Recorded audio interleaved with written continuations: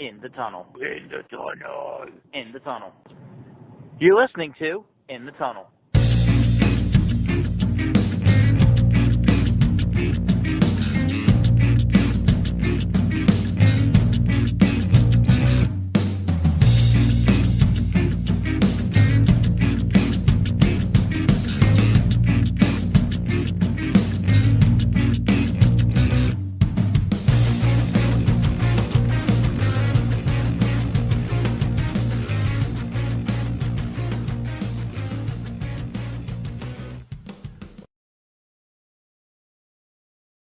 Hello and welcome to In the Tunnel, episode number 96. Yeah. We are just trying to recap some of the things that have happened so far in the NFL to start with. Well, the NFL has a Monday night playoff game this year. Yes, they indeed had one. Had Um, one, yeah. they chose a pandemic to start doing Monday night games. Amazingly, the pandemic did not cause it to be a Monday night game. Yeah. They decided that this was a good idea. Yeah. Um, I mean, personally, I don't think it's a good idea, no, but it's hey, they did it already, so there's nothing much we can do about it. they did it, and it's definitely not the reason why the Arizona Cardinals did not show up for that game. It was probably more, they had lost, like 6 of 10 going into the playoffs. Oh yeah. Um, but at the same time, they weren't ready for that one either. Um, Yeah, but the major problem stems from the now you have 1 day's difference in rest for the Rams going into their next game. yep, yeah, And yeah. One less day of rest against Tampa Bay and Tom Brady, probably not the best thing. yeah, that's I'd just rather have the like prep time. in terms of fairness, especially when you don't have to have so many games where having a Monday night game actually makes sense. Yeah, It it just doesn't seem right. yeah. Um I think it was, and one of the things is like you already see how in the playoffs they shift kickoff times for Sundays. They already moved them to Saturday, so somebody's already not getting an extra day if they're playing Sunday compared to the Saturday participants. But the Saturday games, you don't even get 1 o'clock games anymore. Like as if the regular season. I know it's ratings driven, but it's such a forced activity to try to put everything under peak viewership, yeah. and I at mean, some point you run out of slots where I mean, networks aren't competing with each other, which is why I'm sure ESPN takes a yeah. Monday night football game, because otherwise, if they're only doing 4 o'clock and 8 o'clock games, you have now with an expanded playoff bracket fewer time slots where you can fill that and still maintain high numbers of viewership. Yeah. So it's like in the opening round, the wild card round, as we saw, because remember, we now are 7 playoff teams and only one team gets a bye. So it's Yep, not the that's old correct. two-team bye. So it used to be that the wild card had 2 games per conference. Now there's 3 games per conference. Yep. Um, and if you're going to then take away the 1 o'clock time slot, it means 4 o'clock and 8 o'clock are your time frames, and you have Six two extra games that don't six meet that games, time. right? Yeah, yes. So you have two between Saturday and Sunday, 4 o'clock, 8 o'clock. You have 4 slots, so you have to find it, and that's where I think the Buccaneers game last weekend came in, because that one I think was a 1 o'clock Yeah. against the Eagles, and then the Monday night game. So I So just don't see why they didn't just put both 1 o'clocks. Like you have six yeah, games and you have a weekend. Like what the heck? yeah, and obviously you and I talked about this when we were planning out the episode, but my maintaining was, if you're going to do a Monday night game, as much as like I'm sure the West wants their team to be on Monday night during the regular season. They want to be in prime time in the regular season. Oh yeah. They don't want to miss a playoff game. Neither one of the fan bases on the West Coast wants to be leaving work at the same time that a playoff game starts. Yep. So, I'm sure it's not lost ticket sales because it is the playoffs, but it certainly factors into the balance for the average person who's working that day. But I mean, also like, I didn't tune into that game. I did because I had the over, which did not hit. Yeah, but I mean, I just like, Actually, maybe it did hit, but Kyler Murray did not help. yeah, it's like I just didn't have the time to tune into that game. I I'm like, remember now. The so over was 48 and a half. And by the second quarter, cashed it out because I was like, if I get 75% of my money back, I'm good with that because Kyler and the Cardinals have no offense today. And it ended up being like 43 points. okay. So a smart cash out. Yeah. All right. So let's take a look at the bracket. Yeah. Um. So now here we are. We got the Rams and the Buccaneers, and we're recording this on a Sunday afternoon today. So we now know that the Packers have lost to the 49ers in a game where Yep. I think everybody's a little bit surprised that the Packers had that little offense. Yep. But at the same time, the 49ers do have a good defense. I would not say it's an attributed win to Jimmy Garoppolo. He was throwing a lot of duck spiraling passes. We know that the Chiefs and Bills get to play for revenge later today, and that the Bengals knocked off the number 1 seed Titans. So we're now looking at a playoff where both number ones have been knocked out Yep. in the first day possible. Yeah. I mean, the both teams that got the bye didn't make it past one game.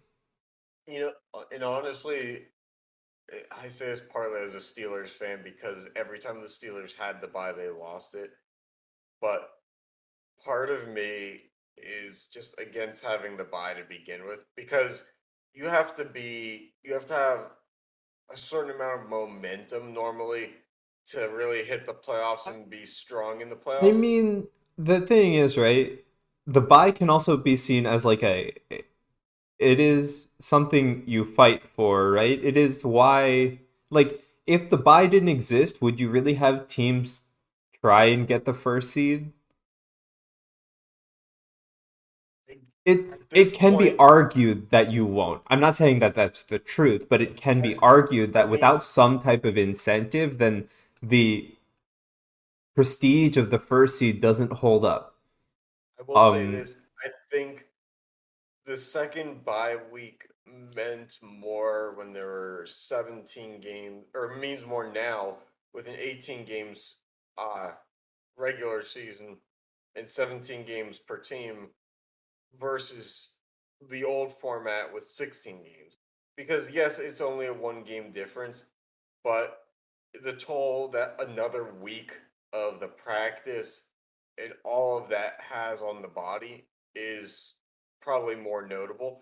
Right. But the thing is I don't think at the end of in the years of that format that it necessarily changed anything. If you let me put it this way: the Buffalo Bills beat the crap out of the Patriots last week. Yeah. But Buffalo started very uneasy in their season. They were kind of up and down, up and down. And so were the Chiefs, who beat the crap out of the Steelers. But both those teams found their stride late. And they find their stride by having momentum. You can argue that the Bills and Chiefs still win their games respectively, but maybe not by the margin that they do. Sure, but at the same time, it's just, again, it's another form of like incentive. So I don't necessarily think that they should get rid of it. They should obviously, maybe you're right, they should take a look at it and what it actually does. But as a form of incentive, it's okay. I think. Well, they're not going to get rid of it because at this point they have an odd number of teams. Yeah, now they Somebody's have an got odd to number of stay. teams. So And as we both just said about the Monday night thing and how ratings are so important to the NFL, it doesn't make sense for the NFL to then add an eighth team just to get rid of buys. yeah, It yeah. do, I mean, college football doesn't want to do it, and they have 150 teams in that FBS. Yep. So, like, if it's not going to happen there, and it should, but if it's But not going to happen college is there, also a different, you know, a different like it's a different animal, and they animal. understand Yeah. that they're not going to get the ratings But share also, that. like in college football's case, I would be against adding more teams because if you look, you have 99% of college athletes who are not going to go professional, right? If you look at the top four teams, you still are probably looking at like 50% of those players not going to go professionally. So what the heck does it matter that they have an extra game per year if they do that well? Because, and I disagree with you on that because the college football playoff committee has shown time and time again that they're not willing to give a team a chance that's outside of Pac-12, Big Ten, Big 12, Yeah. ACC, But and again, SEC. They finally did it with Cincinnati this year, yeah. and then they threw Cincinnati to the wolves basically and made them play Alabama. Yep. Now, it would be in the great interest of everybody because universities make more money, there's more ratings, and yes, college players who aren't going to be in the NFL get more spotlight if that tournament is bigger. Because look, I understand that March Madness in basketball and football is different Yeah. than they're different animals in themselves in that area too. But in college basketball, we've seen small teams Oh yeah. But I mean, that also at that point, the NCAA committee for March Madness and the 68 teams that end up making it, right? So, some number like that. Um, it's just they have to fill the tournament with more teams, right? It's just how it is, right? I don't think that increasing to 8 gives enough parity to the number of teams that will be selected. oh no, I'm not saying it should stop at 8 if they expanded it. I think a full 16 would be nice, but the thing is the college football season would have to start even earlier or end later for that And to I also happen. think that's bad for, like, again, in terms of the number of players in college that are not necessarily doing this to go to the professional level. Do they really want to devote that much more time Oh no, to man. this? The, It's a very hard thing to balance. And that's why I think college football is a completely different animal, right? well, They have a because lot of different things to worry about. Whereas because of the the go ahead. Whereas the NFL is literally you're paying people to do this professionally. They have vested interest in trying to win the Super Bowl. Well, I think now because in the past couple of years there was that COVID eligibility year where college players Yes. got to stay back. So they were allowed schools that had fifth, sixth, and seventh year players. And on top of that, now that there's the NIL where players can get paid, there isn't as much incentive to rush it and get it over with because they can be maybe not adequately but still somewhat compensated Yeah. and you know sooner or later the video game is going to come back for college football and then you know because of name image and likeness your name lives on longer by being there a Yeah. while No, no, so I agree. it does have some appeal to it I more agree. more than ever, really. But I again, like I agree with all those, and you're completely correct in saying that that could be the way that they go. I'm just saying that there's a lot more to college sports that have to be taken into consideration. there is. But if you have that leftover eligibility, I'm just going to throw out the other thing, which is the academics can be over and you still be eligible Yeah, yeah, yeah. because you can be a graduate and not have to worry about the student athlete balance by the end of your season as you're pushing for playoffs at that point. That would be nice. Right. It would be convenient. But also at that point, if you're a graduate, you would still be balancing something with football because it's not like you can just live on zero. Because of NIL, they wouldn't have to. Oh. True. Or they would be less inclined to because we don't know. I don't know the exact compensations for NIL. It's just like partnership based. Yeah. So I mean, they'd be less inclined to at least. Yeah. Okay. All right. Well, good to know. But yeah. So here's our. So we have what, Chiefs and Bills still to play, and Bucks Ram. Yeah. Which I think that the Chiefs and Bills is going to be a big game. I don't know that because, like I said, both those teams scored early and often last week. Mm-hmm. Something tells me it's not going to hit the same way this week. I think both defenses are kind of in tune. Yeah. So I mean, like, again, I think the Chiefs Bills game is a better game, or is going to be a better game than the Bucks Rams game. But I mean, we'll That see. Bucks Rams game sounds like it's going to be pretty high scoring. Yeah, but at the same time, like, in terms of like a complete football game, like, you're gonna look at the Bucks Rams game and you'll be like, "Where's the defense? Everything's just being slung around, and you just get a lot of scores, right?" Yep. Whereas I believe that the Chiefs Bills game will give us like a good balance of offense and defense and like and the like. So I don't know. I would agree with that. All right, on to um. We still have no other idea about the MLB lockout, correct? That's yeah. Yeah. Oh, there was supposed to be. There was supposed to be something. Somebody, one of the sides was, I think it was the Players Association was going to come with a counter proposal soon. Okay, good. Well, Maybe we'll see. tomorrow When we could get an vote on update, it. we will be reporting on it. Yeah, as we often do, because as you can hear right now, this report that we're giving very accurate. All right, so we want to talk about a few NHL teams now. So yeah. I'll let you take the lead on this one. So Florida. So when I was taking a look at what was going on in the NHL, right? Florida, ever since the COVID break, I guess I'll call it, had been on a tear. They'd been like 8-0-1, scored an abundance of goals. And they had 2 7+ goal games in that span, which is amazing. So it's just, what the heck is happening? Like, don't get me wrong, we both know that Florida was a good team and they were showing up, but this is just on another level. For nine games in the NHL is what, a tenth of their season, so that's a pretty good streak of games to string this together. And you can also add a 6-goal performance on the 20th.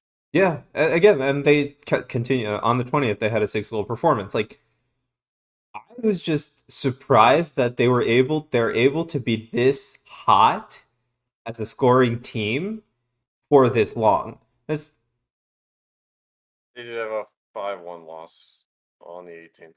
Yeah, but again, one game, like one victory. All NHL, like if we're gonna look at the playoffs, right? You're playing 7 games, so 1 loss, 5-1. If you surround it by a bunch of 6, 7, 8, 9 goal games, it doesn't matter. So they currently are tied with the Lightning for first in the Atlantic, 61 points. They have a goals for differential over the Lightning of 18. Right, and plus 18. When's the last time? Lightning team. When is the last time that you would say that the Florida Panthers are anywhere near the Lightning? And to put that in perspective, right now the Rangers are number 1 in the Metro Division. They have 129 goals scored. Yeah, we'll get to that. The Rangers number 1 in the Metro. That's how bad the Metro is right now. Okay, let me put it this way: nobody in the Metro is above 139 goals for. Yeah. and the Panthers have succeeded that by about 20 or so. Yeah, and that's like this team is just on a tear and continuing to do so. Sure, one game blip of being losing 5-1, but like More goals NHL for than the playoffs is a Avalanche. 7-game series anyway. A one game blip is okay. More goals for than the Avalanche by 2. Yeah. So, like, it just blows my mind that the Panthers, like, not that they're this good, because they obviously did some things and made some moves Well, to be not this good. only are they this good, they also have lower goals allowed than Vasilevsky and the Lightning Yeah. at 117, which is still high. The Yeah. Maple Leafs have given up less. Yeah. Um, So, Hurricanes have given up less, which stuns the shit out of me. But also keep in mind, they have over double the goal production of the Islanders, well, who that's have another. 80 goals scored so far this year. The Islanders are a lost cause, man. Which is sad. They were The supposed to be very Islanders good. have, They really should be. yeah, and here's why they're not. They have 9 less goals than the Coyotes, who have 24 points. Oh man. Yeah, so I mean, like I I actually like that there's this kind of Florida rivalry going on right now where the Panthers are keeping up for a pretty good chunk of the season, right? It's been so long Yeah. and Well, the Panthers will always, in my heart, or not my heart, my mind, be well, that team that was always in the old standings when it was top 3 per division, and there were 3, or it was, yeah, 2 or 3 per division in the old format three before they did division the and two wild cards. Okay. So the Florida Panthers were always like second in the division on when that division was really bad. And Yeah, would but the division sneak was really in, bad. and they would always sneak in despite having like 72 points on the year and then make the playoffs and then get trounced by a real team. And Yep. so for that, they'll always kind of be synonymous with that for me because they still haven't won a playoff series Yeah. even after they spent big money to make the team competitive. And it will always be a team that's synonymous with the empty seats, Yeah, but also it will be a team for me that's synonymous with their rink actually melting. like Atlanta did. Yeah. Just But melted also away the whole team. like all that aside though, like you're actually like before when the division was bad as a whole, right? You're not looking at the Panthers ever putting up any of these types of numbers, like 160 something goals for. Right. There's no way in a whole season. Their peak at that point of time was an individual who had a good season. Right. It was But never also about anybody else. like It's the like goals against Brian that they have. Campbell revived his career. Yeah.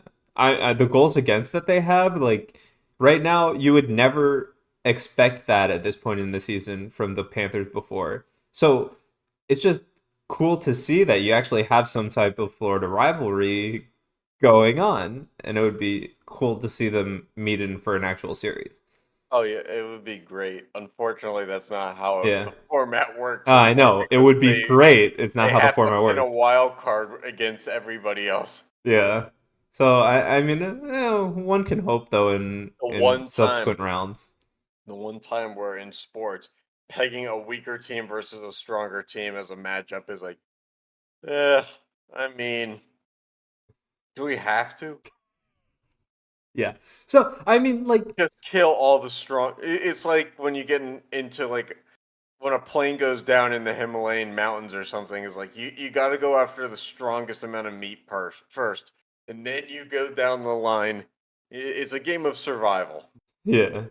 All right. Well, yeah. So I mean, like, the Panthers have just been really surprising coming out of the break, and the other team that has been quite surprising for us, which Jeremy alluded to, is the Avalanche. Do you want to bring up the stats we have for the Avalanche? Would love to, and I'm gonna interrupt my writing on a post-it of the word "post-it" that I was going to post on the wall, so I could post it, so that we could bring up the Avalanche, who are at 59 points, a solid 2 points behind the overall President's Trophy race.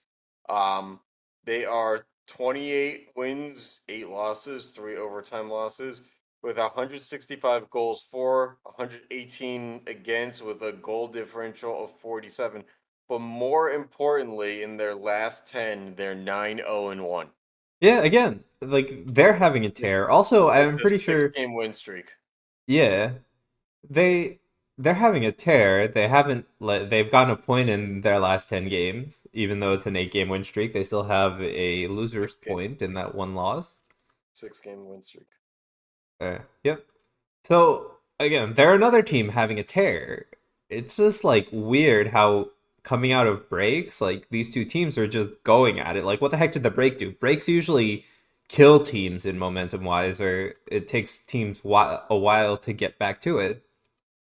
So My thought though is that okay, so their top goal scorer is Rantanen with 21. yes, Uh McKinnon is at no point in the core stat leading categories at the top of any of them. that's correct. Uh, that being said, this is a team that you know how when a team is competing for a title, they have a window to do so. And Colorado's window is still open, but it started about 2 years ago. Yeah, And a lot of having the window open is players in their prime. but And also as they hit their like prime, they become at an age of injury concern. yeah, but also like if you look at the Avalanche, right? You've just alluded to like their top goal scorer right now is 24, correct? Yeah, 21. 21, and they have 165 goals for. Yep. That indicates that at least they have a good depth of scoring. Yes. So even though you can say that they're not at the beginning of their window, they're somewhere in the middle of it to the tail end. It is Wouldn't say looking tail good end, due but to this fact. yeah, it's looking good. I wouldn't say tail end because McKinnon and Rantanen, obviously, it's like how the Penguins still believe that if they have Crosby and Malkin, they still actually have a shot. So, like, in that same idea, in the same way that the Oilers will always think they have a shot if they keep Draisaitl and McDavid and Marchand and, you know, and was it Pasternak in Boston, Yep. like in the NHL, if you have the two-headed monster, you can consider yourself a quote unquote contender Well, for a while. I think you can consider yourself a playoff team. I don't know about being a contender. Well, because of how it's set up now, where you're pretty much guaranteed in the playoffs to play against your division. If you own your division, Yeah. that's all it really takes to be a contender to. You can be the worst team against every other division. Yeah, But true. if you own your own division, then you're fine. Fair enough. You'll make the conference finals. That's enough to be a contender. Yeah, so I mean, we just wanted to highlight these two teams in the NHL where they're just on a tear after the break.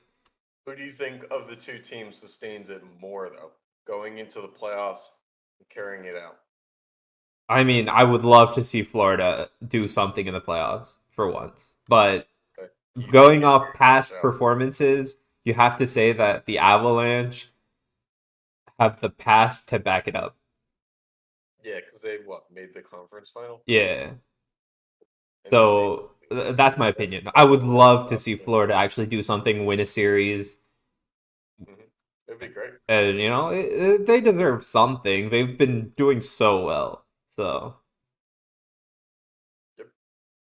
All right. I mean, I'm in the same boat as you. I do not think that the Florida Panthers sustain this. I think at some point it does catch up to them. And what the fuck is wrong with the graphic? yeah, we'll see. Um.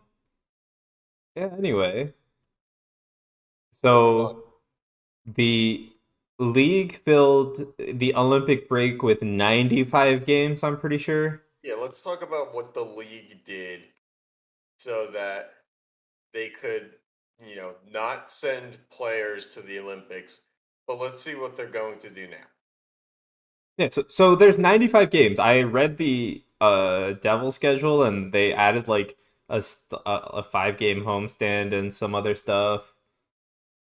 It is Um, nice, at least for the Devils' sake. Like, if you're going to add these games, you might as well just put certain teams at home to try to minimize risk. But that doesn't do anything for the fact that there's still the away team that you put on like a road trip across every other state. yep. Makes no sense. I guess if you like get COVID and you have to put yourself into quarantine, it would be nice to be on the 5 game homestand Yep. because you just never have to worry about anything. Mm-hmm. I don't know, man. Did you have a chance to look at like the Penguin schedule or anything? I think they're part of our homestand, by the way. Um, Wouldn't doubt it out. They just got off the big California trip. You know how teams in the Metro and the Atlantic, they just go and knock out all the there's California 2 trips: teams. the California and Arizona trip and the Canada trip. Yeah, they didn't do the Arizona one though. Yeah, I know. So, I mean, we were expecting this. I don't think I expected 95 games, but I can see why. Hey, whatever. Okay.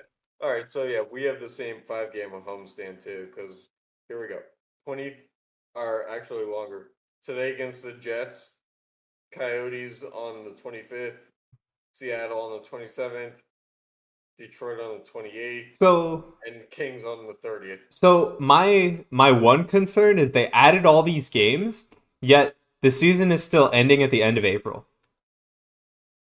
Well, yeah, because they're not sending anybody to the Olympics. But then they, on top of it, as you know, decided, well, if we're not going to send anybody to the Olympics, let's, get some dollars in here and No, but put the if All-Star you're game going back. to put 95 games from where they are to the Olympic break that was taken away, you can't shorten the regular season by like 2 weeks or something. The Olympic break was like 3 weeks long. Like, what the heck are you doing? You got a good point, though. Right? It's like, what the hell is this? You make a really good point. All right, well, now that we've established that, like, what the heck is the NHL doing with their planning? Let's see about the All Stars. So, what do you think about the participation awards for the Atlantic and Metro? Participation award. Um, you know, I don't really think much of All-Star rosters at this point because they've not that it ever was very good, but now that there's 4 All-Star teams, they really make it hard to like actually warrant actual All-Star nods for some of these players because when it was just East and West, you didn't have to worry about the division participation being a part of it. It was just kind of Yeah, the like, best that each conference had to offer. like, Now it's like a second pairing defenseman on the fourth worst team who's having his best career year will make the All-Star game because he's probably the best player to represent that team. right, and my point is like, I I'm a Devils fan, so I like the fact that Jack Hughes is there. He definitely deserves it out of everybody on the Devils, but does he really like deserve it over like a Stamkos or somebody else? I can't really argue that. Right, but that also comes into the fact of because there's 4 teams, they'll never have to compete with each other Hmm. for a nod either. Um, Yeah, true. Let me see here. I'm gonna try to look up the rest of these guys because I'm having a little trouble reading. Um, so I, we got I mean, if you look at it, right, like Suzuki is probably having a career year, so he's there. But I don't know. I actually haven't watched too much of the Canadians. Um, Hedman and Vasilevsky got it from the Lightning, so you don't see a Stamkos, which we'll get to in a little bit. Matthews and Jack Campbell for the Maple Leafs. They have 2 players from those teams, which means they both probably deserve it. Okay, but at the same time, Lucas Raymond from the Red Wings made it, and he's Oh yeah, got we can he's look got at 33 points, and he's 19 years old. Kudos to him for being in the NHL at 19 years old, but like I don't see that if 11 goals and 22 assists is the reason that you make the All Star roster, like in an East and West roster, that doesn't happen. yeah, I don't know. Oh no, it's I mean, so I mean, let's just look at these rosters that we have here, right? We have Freddie Anderson and Tristan Yari for the Metro's goalies. What do you think of that? also I'm not reading. I don't think that I'm reading the right article. My apologies. This is the All Stars based on what the fans said. Yeah, but Whoops. so Freddie Anderson and Tristan Yari is the Metro's goalies. What do you think? I think Freddie Anderson has earned it. The goal differential speaks for itself when it comes to But I wasn't. they have a lower goals allowed than either Vasilevsky in the Lightning or the Florida Panthers. Yeah, but in terms of all Metro goalies, like I agree that Freddie Anderson has made it, sure. But what about Tristan Yari? Jari, I mean, at this point, he might be the worst two-time All-Star in, like, especially 2 nods in the past 3 years. But Like, I will say this, for how bad that he was in the playoffs, he's been a lot better routinely this season. His goals allowed is way down from last year, okay, and he looks to be more comfortable. The problem is that in terms of a Penguins representative for the All-Star game, he'll never be what Penguins fans want the oh yeah, All-Star nod to be. Eh, that's true. But again, Like the Penguins would have rather, I'm sure, sent Gensel, which Gensel got in on the fan vote. oh yeah, we'll get to the They would fan have vote in a rather little had bit. Jari later. Yeah. So I mean, like these are what the NHL has decided the All Stars are, not the fans, right? So here are the Atlantic Division, and let's look at the Central and Pacific, right? Mhm. So here you have Cam Talbot and Cam UC Talbot. Saros, right, as your goalies, Yeah, which I think they're actually pretty good. So Cam Talbot. I The guy mean, who flamed out with the Coyotes, didn't he? Or no, I'm yeah, thinking of Antti Ranta. no, Or Talbot was Sledge. on the Oilers. Okay, not better. By the way, for goaltending standards, not better. Yeah. But anyway, like I mean, hey, he was the second Wild to be put on the team. So he has some merit, I guess. We'll say the Wild have done well this year. They Yeah. really bounced back from being a dumpster fire. Yeah. Whatever Billy Guerin is doing is Yeah. And then he seems to have settled whatever train wrecks were going on with Kaprizov too. yeah. Because like there was that whole was he going to stay or go thing in the offseason. And then you have like John Gibson for Pacific with Thatcher Demko. I can't really make comments about either of them. I don't watch the Pacific too much. But then you have also like Johnny Gaudreau, who gets a bid along with McDavid and Draisaitl, who definitely were going to be there anyway. Mm-hmm. What the heck are these teams, right? See, my thoughts, and I'm sure Gaudreau's having his typical good year. But when it comes to hockey and like there is no parity because they don't really I think they took away the fan vote and rightfully so after the John Scott thing. Um but But it if you look at at the this, same time, if there's no abnormal in how things work out, if there's no breakthrough star, they will find a way of sending the same representatives over and over. yeah, but also if you look at this, right? your only defensemen on these rosters are Cal McCarr for Central and Alex Petrangelo for the Pacific. What is that? There is no way that that's the case. Yeah, I'm sure the defenseman probably comes in the fan vote, but we'll see. Yeah, but like, I'm probably wrong how now that I think as about it. you're trying to promote the game with this, right? You are basically just telling the fans that, oh, we had to include a defenseman, so here you go. Well, in a normal year, yes, they're trying to promote the game, and grow it. But at this point, because of this year being an Olympic year and the fact that this All-Star game kind of like happened out of nowhere, it's a little bit late to grow the game so you can afford some parity because there's still going to be Olympic hockey. Like, Yeah. it's not going to be the same quality of play that you want it to be. Yeah. But if you want to grow the game internationally, the international play is going to be there. But And it's at the always same there. time, like somebody watching the Olympics, right? They're gonna say like, "Oh, I want to see the best of the best of the NHL." So if Well, the NHL didn't allow that to happen. yes, exactly. But that's my point is that they're not allowing that to happen. And I understand to a degree, but you're also showing that like the best of the best are all scorers. Yeah, and now Team Canada can't charge, $250 for a replica jersey of a guy who played for 2 weeks on their team. Yeah.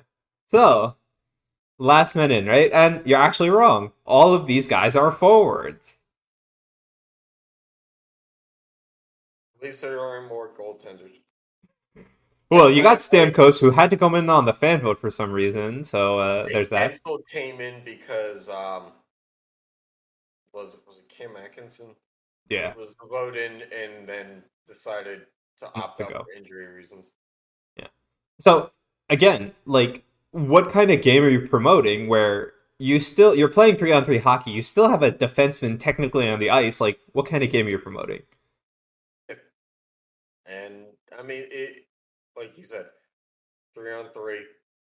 It's not much defenseman anyway. But it's Because still of a 3-on-3, position. you It only should be get represented. right, but because of 3-on-3, you only get one defenseman at a time. The way that the game works now, anyway. Yes, but you only have one defenseman. They can't like. You're basically saying that defensemen don't matter. I'm just going to put a forward there when they have to switch. How's that any different from when any good team has a power play? But most power play teams run one defenseman still, with four forwards. Yeah, one defenseman. If it's about growing the game for what it is, which is normally two defensemen, then we have a problem with every day. But no, I'm not saying that. Like, it's about representing the like. Sure, you can represent the game, but representing the game as three forwards on the ice just going at it does not also speak true to the game. I'm not saying that there always has to be a defenseman on the ice, but I'm saying only bringing one doesn't bring true parity to what the NHL is representing. I'd agree with that. And that's my problem. Not the fact that you don't have to play these guys. Like, I don't care. Like, just the fact that when you release these lists and I see one defenseman, not even two, it just doesn't make sense. And like, I don't care how it is on the ice. I just care that you're showing to the world that the game is mostly just forwards, or is only forwards. You're basically saying there's only forwards, and this guy is a defenseman here just cause we have to. I'm just happy that Chris Letang wasn't an all-star because if it was more defensemen, then that guy would have been like an 8-time all-star, despite the fact he has one goal. Yeah. So I mean, if we go back, right, the Metro has Adam Pelech and Adam Fox, two defensemen. And Zach Werenski, Did three. you expect a goal scorer from the Islanders? No. But my point is that like that's more defensemen than I'm expecting. Like, if I'm looking at an all-star team and I see two defensemen, I'm happy. I don't expect a third, right? Whereas the Atlantic, they have two, Dahlin and Hedman, which both definitely probably did well. For the Sabres, it's probably Dahlin 100% of the time, and Hedman, he deserves it, sure. The thing is, the Metro is kind of at a premium when it comes to elite defensemen. because you do still have not only I don't know about that. Well, John Carlson didn't make the team. Letang, in a former life is elite, didn't make the team. Oh yeah, but he's not elite this year. Yeah, but at the same time, I can understand why the Metro has more. Well, I can understand it due to the fact that the Islanders are basically sending a defenseman 100% of the time. Yeah, I mean, because they don't re-sign any of the good forwards. Yeah. But all their if you're forwards play talking about defense elite anyway. defensemen, I think you can only really include the Lightning as the team with the most elite defenseman in Victor Hedman. Yeah. Well, the Lightning haven't put themselves in cap hell, whereas other teams do. Yeah. So I mean, my point is that like these rosters, like I agree that all the forwards are good, but at the same time, you're not really representing the game as you should, where this is supposed to be a show of the game. And that's just like my gripe with it. But hey, like they made it, good on them. And Lovejoy's in the All-Star game too. Yeah. So Yeah. do you have anything to leave us with? So where do you think the Super Bowl goes through at this point? We now know I mean, Bengals have passed their demons that stood in the way, and we now know we have neither the Titans or the Packers standing in anybody's way. I'm It's going hard to rule against the Buccaneers. I'm going to assume that the Bucks make it to the next round, right? And so they'll have to fight the 49ers. I do think if anybody's going to give the Buccaneers their best fight, it could be the Rams. Okay. Just because high power offense against what was once a high powered offense before Antonio Brown went batshit crazy. Okay. And before Fournette was hurt. Okay. But my point is that I still think that I still think that the Bucks make it past the Rams. And I don't think that the 49ers put up enough of a fight against the Bucks to stop them from going to the Super Bowl. Yeah, I think that if the 49ers have to run through the Bucks, they're screwed. I think that they're probably screwed if they go through the Rams. And the Rams are going to look for revenge. I think that the winner of the Chiefs-Bills game makes it to the Super Bowl. Yeah. And I think that matchup is completely up in the air, so I'm not going to make a determination on it. I'm not saying I'm picking Cincinnati to make it to the Super Bowl. It's just, God, they've been so slept on. And every time they're slept on, they just go out and pound a team. And but I don't fucking know. Yeah, so that's my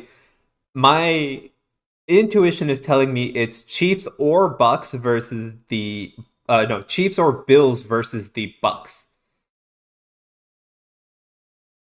I want to say it's Rams versus the Chiefs or Bills. I think either way you'd have a really good Super Bowl.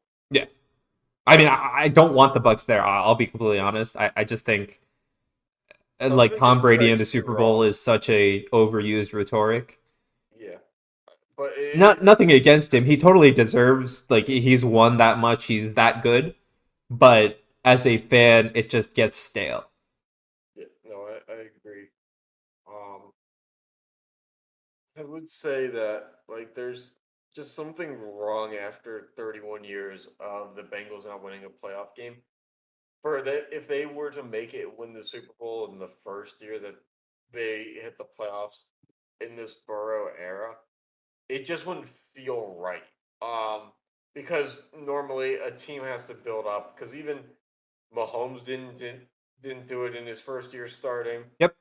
Josh Allen and the Bills have been building for a couple of years now, and it just, like, you have to fail in the playoffs at some point. Yeah. And that's what makes me think that Cincinnati doesn't make it to the Super Bowl. Mm-hmm. I do think that their window is wide open. Yeah, I completely agree. I'm glad they won their playoff game. I just don't know that It would be an eye they. opener if that happened. Yeah. So yeah, I don't know that they can get to the Super Bowl. It gets like games get tougher, not because of not necessarily because of the teams you're facing, but you also have the pressure. You have like playoff pressure is just different. So we'll see. I think that this is a good start for them going forward, and they have time to come back and make more runs, but they should cherish all the games they're playing as experience because they haven't had it in 30 some years. Yeah, and I do think that for the most part, all the fraudulent teams are out of the way now. Yeah, Because like the Steelers, obviously, I said didn't deserve to be in. The Raiders were more deserving of yeah, being in than the Steelers, and the Ravens did put up a good, or not Ravens, Raiders put up a good fight. correct. I would have been rooting for the Raiders just because, like, their whole storyline this year is hard to not like. But, when it comes to, like, true playoff elite, they weren't it. Hmm. Um, but I would even say Tennessee was not actually a number one seed. I know the stats said it, but Yeah, intim- the intimidation factor is not as much there with Tennessee as it would have been if Buffalo or Kansas City was the number one seed. true. Um, so, like, it doesn't surprise me that Tennessee lost yesterday, and it definitely doesn't surprise me that they would have lost at home, Yeah, I regardless of their seed, regardless to who they I lost completely to. agree. Tennessee, if you told me Tennessee loses, I would say, yeah, that kind of probably tracks. I mean, Yeah, Derrick Henry came back, but what percentage of Derrick Henry came back? true. So, So yeah. Um, you got anything else? no. All Yeah. right. Well, thanks for tuning in, and catch you next time.